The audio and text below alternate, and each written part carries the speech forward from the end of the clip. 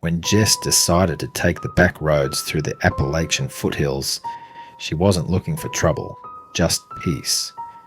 After a messy breakup and quitting her suffocating job, she wanted solitude. She had booked a remote cabin through a questionable listing on a travel forum. The pictures showed a rustic little place nestled deep in the woods, about 10 miles off the main highway, accessible only by dirt road.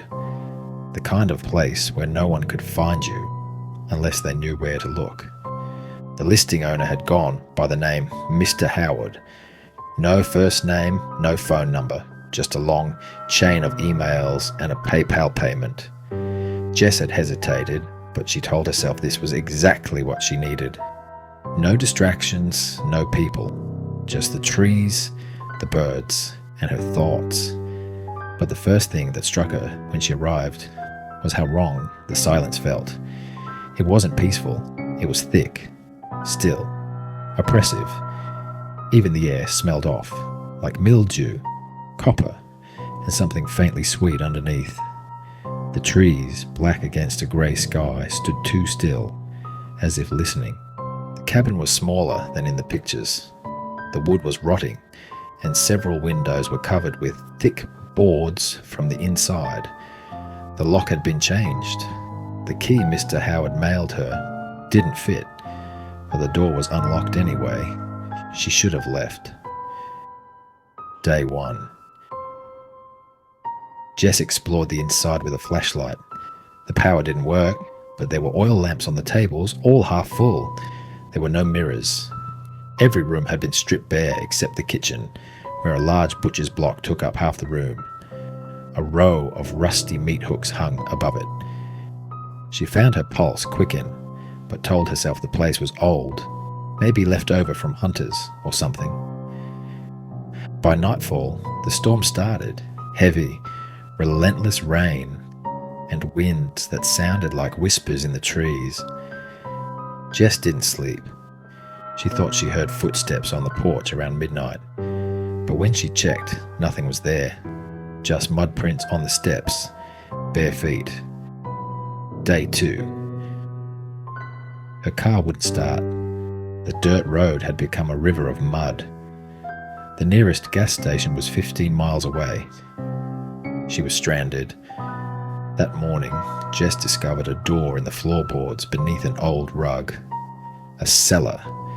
It hadn't been mentioned in the listing. The hatch was locked with a heavy chain and padlock, scratched deeply, like something had clawed at it. She tried to pull it open anyway, but stopped when she noticed something beneath her feet.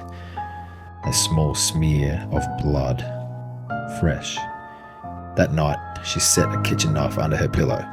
The footsteps returned, this time closer. She heard the porch boards creak, then what sounded like nails, or claws, scraping slowly down the wooden door. Day 3.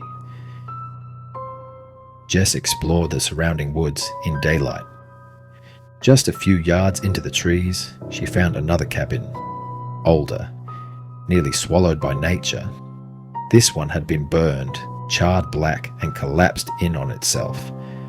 A rotten smell hung around it. Inside the shell of the house, she found a chair bolted to the floor, straps on the arms and legs.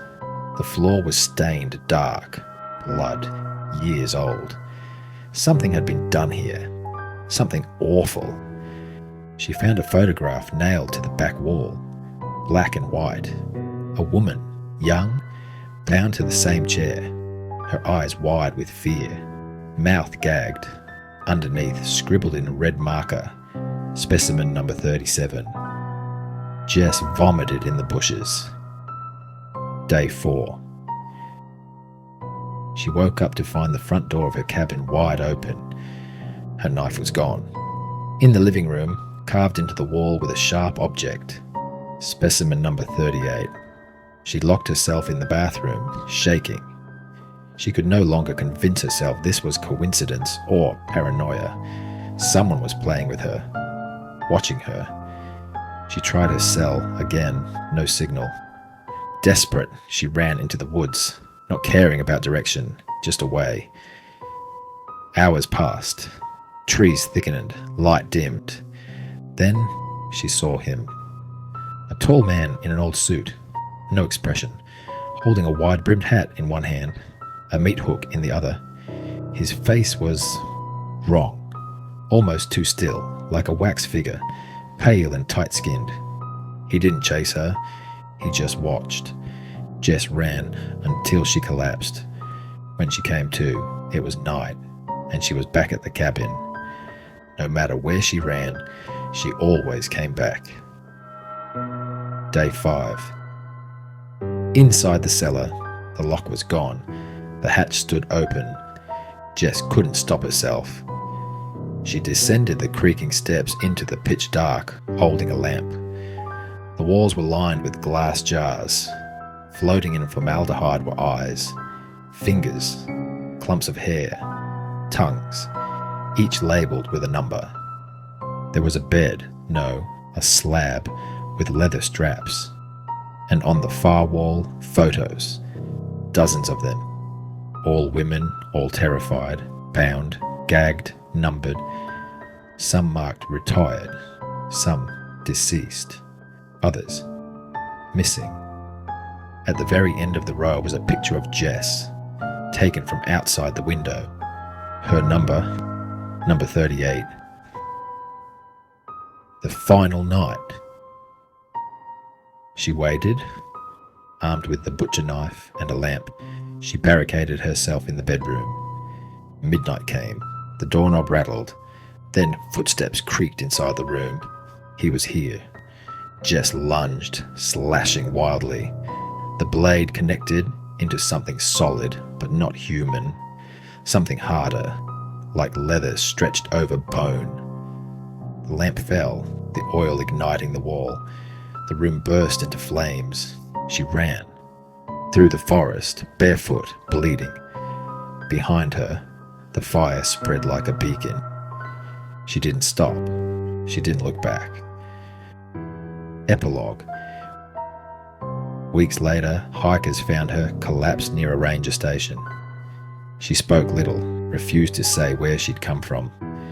Police found no cabin, no burned remains, no cellar, no photographs, no Mr. Howard.